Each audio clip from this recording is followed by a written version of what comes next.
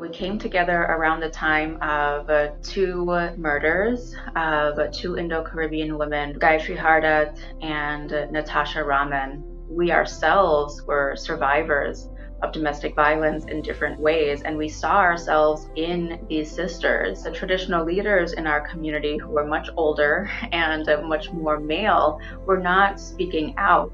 And we felt that we needed to break the silence and we needed to stand up and become the leaders that we needed in that moment. Jahajee Sisters was always my passion work, to create a space that was safe and brave for women to come together and share their stories and speak their truth.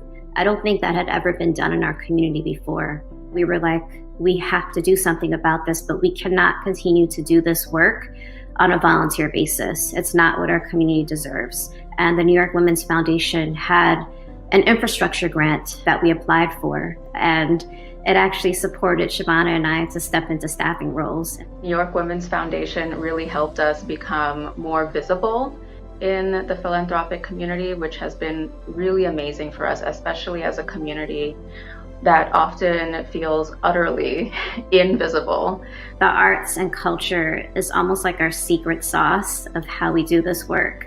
It's very different when people can feel it on that heart level. And also the very act of just speaking your story out loud, using poetry, using prose, is also healing. And there's a sense of agency there that you don't have when you're experiencing gender-based violence and that kind of trauma. And actually, we deserve to thrive. It's not about survival.